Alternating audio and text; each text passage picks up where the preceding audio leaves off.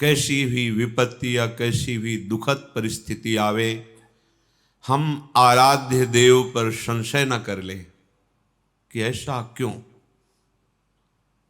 अनंत जन्मों में ऐसे हमारे दुष्कृत हुए हैं जिन्हें हम अधर्माचरण कहते हैं, पाप कहते हैं, कि अगर हमको प्रभु की शरण ना मिलती और फिर भोगना पड़ता तो हम पूरा हिसाब कभी नहीं भोग सकते थे।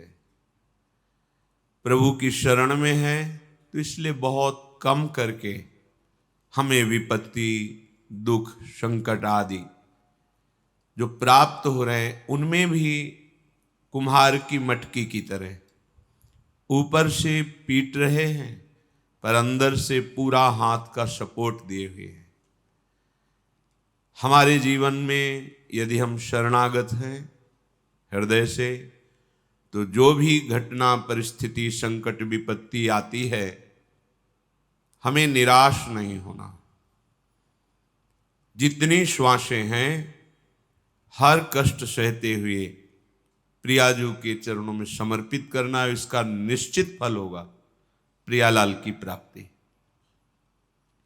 ये आसुरी बुद्धि हमें प्रभु के शरणागत होने में बाधा पहुंचाती है।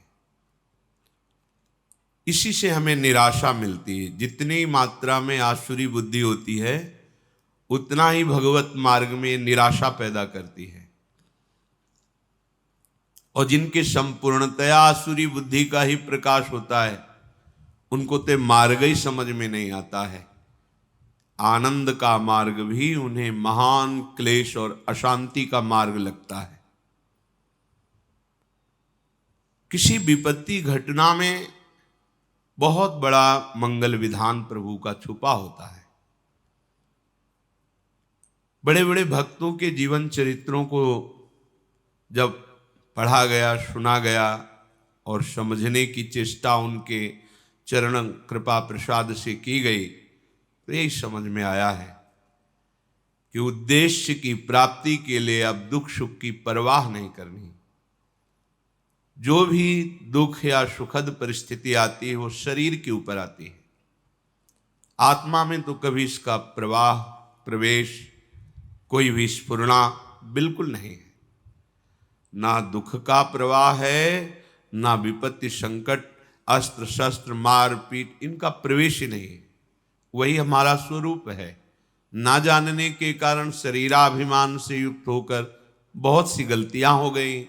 उन्हीं गलतियों का फल इस शरीर को भोगना पड़ता है।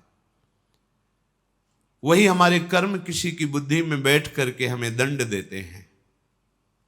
यदि हमारा कर्म ऐसा नहीं है तो त्रिभुवन में सब ईश्वर से संचलित है। किसी की ताकत नहीं है कि कोई कुछ कर सके।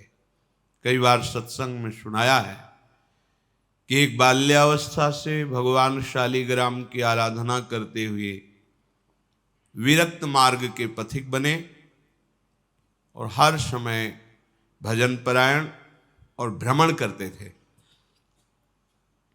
एक दिन वो गंगा किनारे शौच आदि क्रियाएं करके स्नान करने को जा ही रहे थे कि 90 लोगों ने भाला, लाठी, तलवार लिए हुए मारो मारो ऐसा कह के घेर लिया। तो संत थे, उन्होंने हाथ जोड़ा और कहा आप सब मार तो डालेंगे ही, यदि कृपा करें और हमें इतना समय दे दे कि हम स्नान करके अपने शालिग्राम भगवान को स्नान करा के चरणामृत ले लें, फिर आप आराम से मार देना।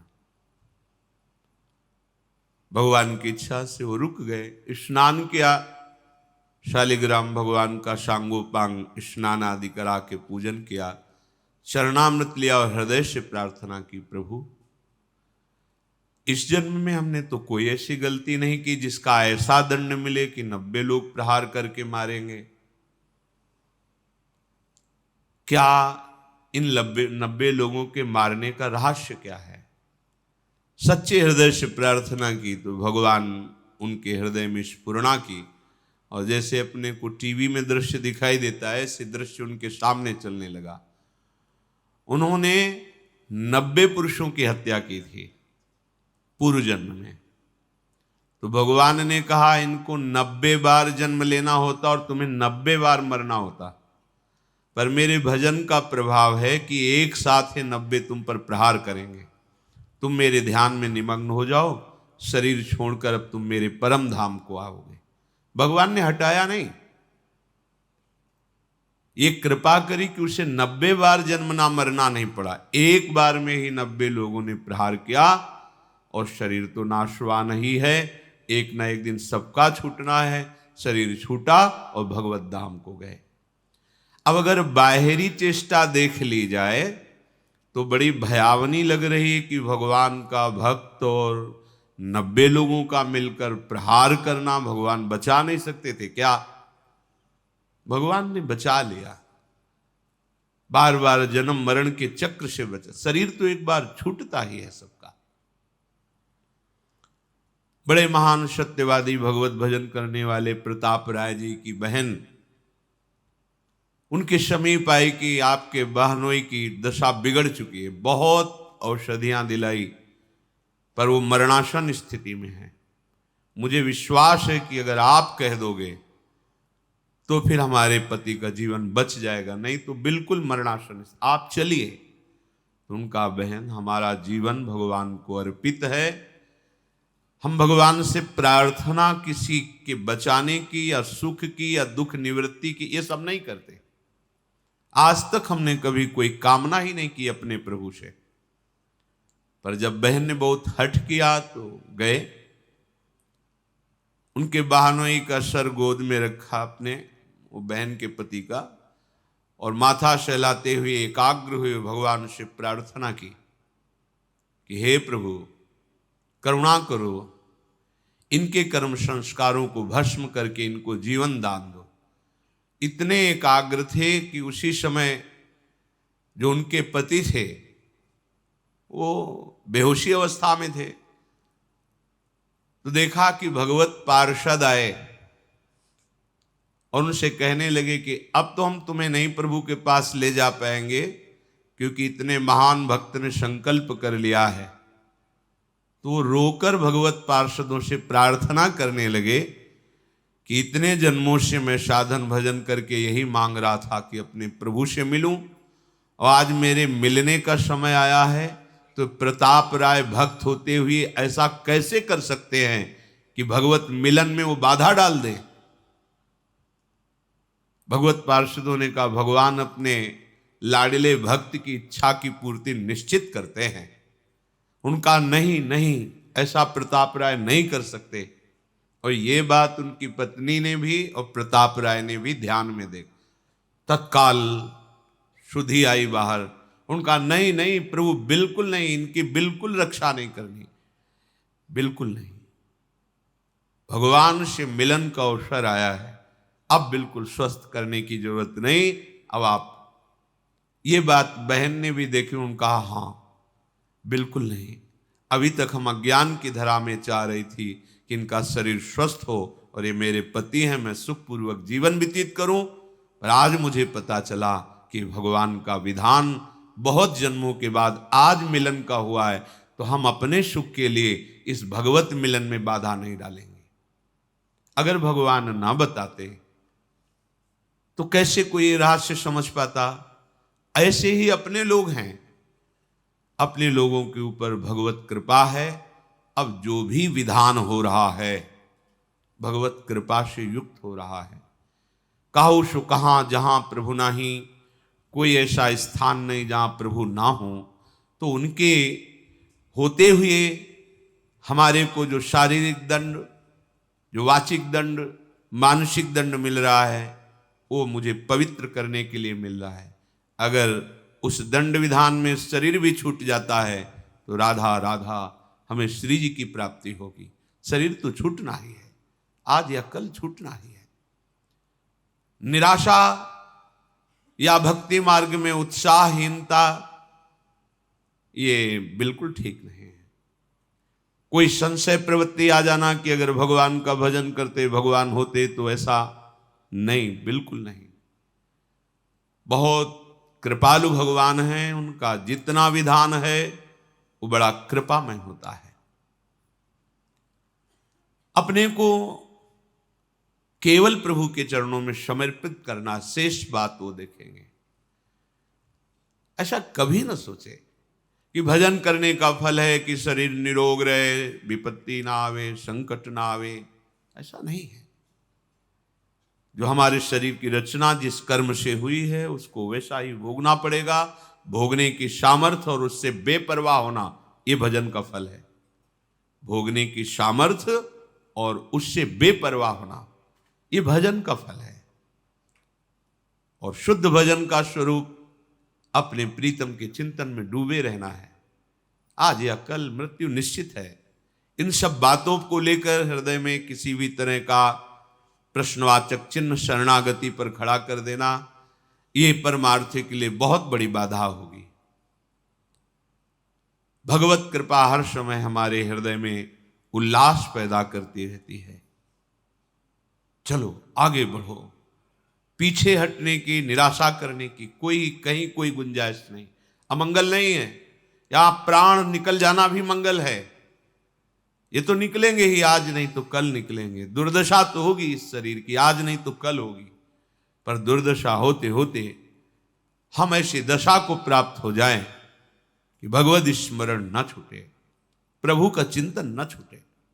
इस आसुरी बुद्धि का त्याग करें। इदमद्य मया लब्धमिमं प्राप्से मनोरथम, इदमस्ति इदमपि मे भविष्यति पुनर्धनम, असौ मया हतः शत्रुर हनिश्चे चापरानपि, ईश्वरोहमहं भोगी सिद्धोहम बलवान मुखी, आढ्यो विजनवानस्मि कोन्योस्ति सदृशो मया, यक्षये दास्यामि मोदिष्य इत्यज्ञान विमोहिताः। जो अज्ञान से युक्त हैं, जिनका ज्ञान ढका गया है, वो ऐसा सोचा करते हैं आज ये हमने लाभ प्राप्त कर लिया, कल मैं ऐसा भी लाभ प्राप्त करूंगा, ये कमाया वो कमाऊंगा, इतना धन एकत्रित हो गया, अब इतना और कर लूंगा और परम सुखी हो जाऊंगा। मैं एक शत्रु को परास्त कर दिया, अब उनको भी परास्त करूंगा, मैं शत्रु रहित हो जाऊंगा। मैं ईश्वर हूं, मैं स्वामी हूं, मेरे पास इतना धन है, इतना जन है, मैं इस तरह की जो आसुरी प्रवृत्ति है वो कभी भजन में नहीं लगने देती। धन का आश्रय, जन का आश्रय, विद्याभिमान, शरीराभिमान, मान सम्मान की प्रियता, सब आसुरी बुद्धि है। शरीर न्यौछावर कर दिया आप श्री जी के प्रति, अब जैसा चाहे वैसा करें। बड़े बड़े महापुरुषों के जीवन में बड़ी बड़ी विषम परिस्थितियां आती हैं। उपासक को घबराने की जरूरत नहीं। पूज्य श्री सनातन गोस्वामी जी निरंतर भजन में डूबे हुए महापुरुष, जब पुरी में महाप्रभु के समीप थे तो पूरे शरीर में ऐसे खुजली हुई, घाव हो गए, उनसे मवाद बनने लगा। और महाप्रभु जब देखते सनातन जी को तो हृदय से लगाते, उनके शरीर में वो लग जाता, बहुत क्लेश होता। उनका इससे अच्छा है शरीर छोड़ दें। कई बार महाप्रभु से प्रार्थना की, प्रभु इस अधम के शरीर को मत छो। प्रभु ने कहा, सनातन जब तुम्हें हृदय से लगाते हैं तो श्री कृष्ण प्रेम बढ़ता है, इसलिए मैं तो हृदय से लगाऊंगा। और सनातन जी को ये आंतरिक कष्ट होता कि महाप्रभु के निर्मल विग्रह में हमारे शरीर का ये, अब शरीर को ही नष्ट कर देते हैं। रथ यात्रा में जगन्नाथ भगवान की जो होती है, विचार किया वहां अपने शरीर को श्री ठाकुर जी के रथ के नीचे दबाकर पूर्ण कर देते हैं। महाप्रभु को उनकी मानसिक भाव का पता चला। महाप्रभु ने कहा, सनातन अभी शरीर तुम्हारा है, इस शरीर के रखने या छोड़ने का भी अधिकार तुमको है। उनका प्रभु ये तो आपको समर्पित, फिर आप ऐसा कैसे सोच सकते हैं जब आपका अधिकार ही नहीं है। आप शरणागत है, आपने तन मन प्राण समर्पित कर दिए हैं, फिर आपको ऐसा सोचने का अधिकार नहीं है। प्रभु बहुत दुख होता है जब आप आलिंगन करते हैं और आपके ऐसे दिव्य कंचन वर्ण शरीर में वो हमारे घावों का तो हमें बर्दाश्त नहीं होता। दौड़कर महाप्रभु ने हृदय से लगाया, तत्काल दिव्य शरीर वो सब खत्म। बड़े बड़े महापुरुषों को शारीरिक व्याधियां, सामाजिक विपत्तियां ये सब आती हैं। इसका तारतम्य भजन से नहीं जोड़ना चाहिए कि अगर हम श्री जी के हैं तो ऐसा क्यों हो गया, श्री जी के हैं तो क्या वो ठीक नहीं कर सकती, ये सब नहीं। हमारा उद्देश्य भगवत प्रेम प्राप्ति है। हमें अपने उद्देश्य पर दृष्टि रखना है। भगवत प्रेम का स्वरूप है प्रतिपल सहज निरंतर अपने आराध्य देव का चिंतन होना, और कोई आकांक्षा न रह जाए किसी भी लोकांतर के भोग की, किसी सुख की कोई आकांक्षा न रह जाए, नहीं रह जाएगी। बड़े बड़े सिद्ध महापुरुषों को यही अपने वृंदावन ब्रज क्षेत्र में महामहिम श्री पंडित बाबा जी महाराज, पंडित रामकृष्ण जी महाराज, ऐसे महापुरुष जो बाल्यावस्था में ही भगवान के साथ कंचा गोली खेलते थे, गोविंद देव जी के साथ। एक भंडारा किया तो संतों के पास अर्थ आ जाता है तो संत सेवा में लगता है, ठाकुर सेवा में लगता है। संत सेवा हुई, शाम के कुछ ऐसे जन पधारे जो स्वभाव में आसुरी प्रवृत्ति रखते थे। कहा बाबा खीर पुआ बटा हमको भी खवाओ। भैया वो तो मध्याह्न में राजभोग लगा, बट गया, अब तो है नहीं। लाठी से प्रहार किया, खोपड़ी फूट गई, रक्त स्राव होने लगा, और वो कुटिया में गए तो उन्हें कुछ मिला नहीं, तो वही अपने गमछे से फिर पट्टी बांधी।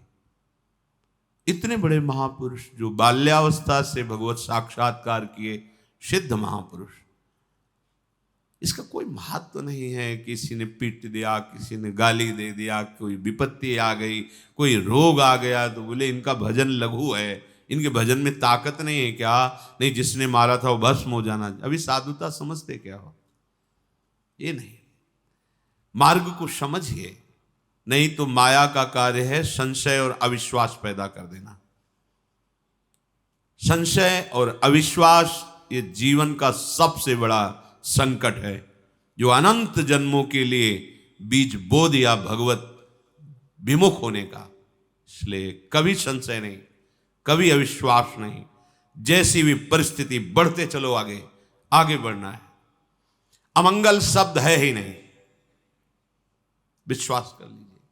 कितने हम आपको चरित्र बताएं महापुरुषों के, जिनकी निरंतर भगवदाकार स्थिति है, ब्रह्माकार स्थिति। हमने उनके दर्शन किए। बरगदिया बाबा नाम के गांव में क्या होता है कि जैसे जो प्रधान वृत्ति होती है उसी में संत का नाम रख दिया जाता है। तो बरगद के वृक्ष के नीचे रहते थे, गंगा किनारे, तो उनको बरगदिया बाबा कहते थे। जैसे एक संत भगवान आजीवन केवल सतुआ ही पाए तो सतुआ बाबा उनको कह दिए। एक संत भगवान थे कि वो जो भी आवे कितना बड़ा करवा रखते थे, पंजीरी देते, उन पंजीरी बाबा कह दिए। संत जनों के नाम गांव के लोग अलग रख देते, गुरुजन नाम रखते वो अलग होता है, संतों बरगदिया बाबा उन्हें कहते थे। उनके पैर में जरा सा ऐसे खत हुआ, फिर सड़न शुरू हुई, पूरा पैर मवाद से। कोई भी जाता बाबा दवा, ऐसा नहीं, कीड़े पड़ गए। बाबा कीड़े पड़ गए हैं इनके। नहीं, उनका भी प्रारब्ध, खाने दो उनको। चेहरा प्रसन्न, हर समय ब्रह्माकार वृत्ति, शरीर से निष्प्रिय। ब्रह्माकार वृत्ति अर्थात साक्षात ब्रह्म रूप, और शरीर पैर में कीड़े पड़े हुए हैं। इसका तारतम्य भजन से नहीं जोड़ा जाता। यहाँ संत कॉलोनी में रहते थे पूज्य स्वामी श्री महेशानंद गिरी जी महाराज, काफी समय पहले ही पधार गए। बहुत ही ज्ञानी, समस्त शास्त्रों के, और बहुत ही गंभीर और छुपे हुए महापुरुष, मलिन चद्दर लाल रंग का, ऐसे अवधूत। जब जाते बात करते तो ऐसा लगता है जैसे अमृत पिला रहे हो, शास्त्रों की गूढ़ बातें, साधना की गूढ़ बातें। तो जो संतों की मंडली चलती रहती है ना, सुबह देखो परिक्रमा मार्ग में, उसी मंडली में एक संत बड़े ही ऊंची स्थिति के, एक गशाहरी होती है यहाँ या अंगुलियों के मोड़ में, जहां से वो फिर धीरे बहुत ही जलन पैदा करती है।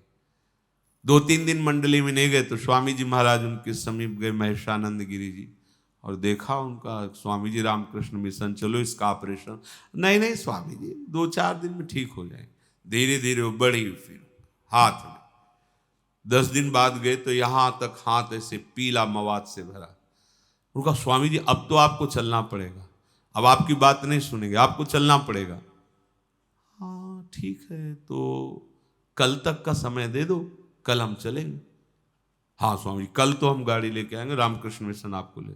कल जब गए तो आसन में से बैठे, निष्प्राण हो चुके थे, शरीर चला गया।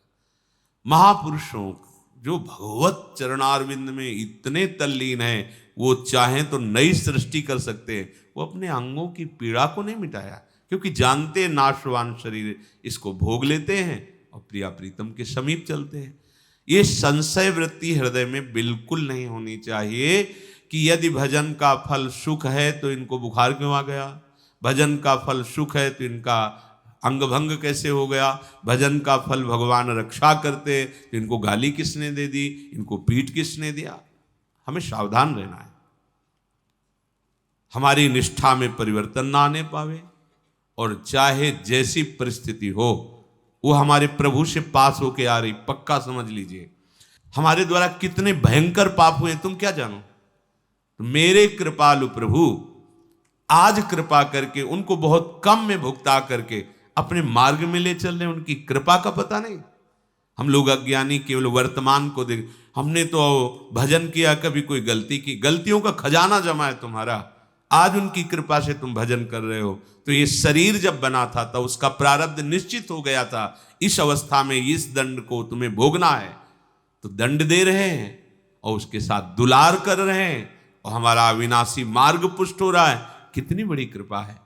तो हम हर समय कृपा का अवलोकन करें, कभी किंचन मात्र भी प्रभु पे संशय न करें, उनके विधान में प्रश्नवाचक चिन्ह न लगा दें। ऐसा क्यों किया प्रभु, प्रभु क्या ऐसा नहीं कर सकते थे। निश्चित मानिए, कोई भी शरणागत के ऊपर जो विधान हो रहा है वो प्रभु का बहुत सोचा समझा विधान है। यदि वो शरणागत है अंदर से, हम बाहर की बात नहीं कहते, बहुत संशोधन करके पास किया हुआ विधान है, और उसका फल भगवत प्राप्ति है। इसलिए कभी किसी भी तरह की संशयात्मा वृत्ति हृदय में नहीं होनी चाहिए। पूर्ण विश्वास के साथ ये प्राणों की बाजी लगाकर इस मार्ग में चला जाता है। नारायण अति कठिन है हरि मिलन की बाट, या में पग पीछे धरे प्रथम शीश दे काट। शीश काट का मतलब अब मेरा अस्तित्व नहीं रहा, अब हरि जाने। जैसा अजात पक्षायु मातरम खगा, जैसे छोटा बच्चा पंख नहीं निकला, माँ की बाट जोहता रहता है, ऐसे बस हरि की बाट जोनी, प्रियाजू की बाट जोनी। जैसा वो चाहे वैसा विधान करें। वो ईश्वरों के ईश्वर हैं, हम उनके दास हैं, उनकी शरण में हैं। अब जैसा वो चाहेंगे वो मंगल विधान करेंगे। हमें निरंतर भजन में, अगर हम बेहोश हैं तो हमारी गति नहीं, हम सुसुप्ति में हैं तो हमारी मति नहीं, यदि हमें चेतना है तो हमारी गति मति सिर्फ राधा ही राधा। चाहे अंग अंग काट दिया जाए तो भी राधा ही राधा। हमारी पूर्णता इसी में है। हमको इसको लेकर के नहीं बैठ जाना कि हमारे चोट लग गई, अब भजन नहीं होगा, हमें को ये हो गया, अब कैसे हम विश्वास करें। नहीं, मायाकृत शरीर पंचभूत रचित, ये अपने अपने तत्वों में लीन होगा। पानी पानी में, मिट्टी मिट्टी में, आग आग में, वायु वायु में, आकाश आकाश तत्व में। ये हमारा स्वरूप नहीं है, ये हमारे भजन का फल नहीं है, ये हमारे कर्मों के अनुसार मिला है। अब भजन का फल मिलेगा हमारा सहचरी वपु, जिसमें न काल का प्रवेश है न माया का प्रवेश है, और सदैव प्यारी जू के समीप। हम उसमें घाटा नहीं कर सकते, इस शरीर को नष्ट होना ही है। अगर ये नष्ट होते होते हमें प्रियाजू का सहचरी वपु प्राप्त हो रहा है तो इतना बड़ा लाभ है कि करोड़ों प्राण देने पर भी ये सौदा नहीं होता।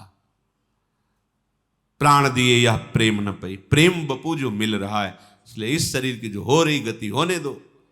राधा राधा राधा आगे बढ़ो, ऐसा शरीर मिलेगा जो चिदानंद बपू प्यारी जू के समीप। अगर इसी पे आसक्त होकर इसी की घटना, इसी की परिस्थिति विपत्ति में फंसे रहे तो प्रिया प्रीतम का चिंतन नहीं होगा। फिर तो ये छूटेगा तो ऐसा ही दूसरा फिर पांच भौतिक मिलेगा, कोई भी जीव जंतु का शरीर मिलेगा। इसलिए बहुत विवेक की आवश्यकता है। माया अपनी आंधी तूफान चला करके आपको सत मार्ग से डिगाने की चेष्टा करेगी। वो ऐसा अनुभव कराएगी कि भगवान है ही नहीं, उसका काम है। जैसे भक्ति अनुभव कराती है सर्वत्र भगवान है, ऐसे माया अनुभव कराती कहीं कोई भगवान नहीं है। ये उसका जादू है, ये उसका जादू है। आपको लगेगा अगर कहाँ भगवान है, पुकारा आए क्या, नहीं आए ना, नहीं है, ये अनुभव माया कराएगी। हमें परास्त नहीं होना। आप आओ ना आओ, हमने आपसे प्रेम किया है, अपना जीवन दिया है, अब आप जैसा चाहो व्यवहार करो हमारे साथ, क्योंकि हमारा कुछ है ही नहीं, वो आपका है। आगे बढ़ो, बिल्कुल कहीं किंचन मात्र भी पीछे की तरफ कदम ना हो जाए। सत्संग का यही फल है। हम जहां हैं इतनी दृढ़ता पूर्वक पैर रखें कि पीछे नहीं, बढ़ेंगे तो आगे बढ़ेंगे, नहीं तो खड़े खड़े पुकारते रहेंगे, आपको आना पड़ेगा। हमारे कदम बढ़ेंगे तो आगे बढ़ेंगे, अब पीछे नहीं।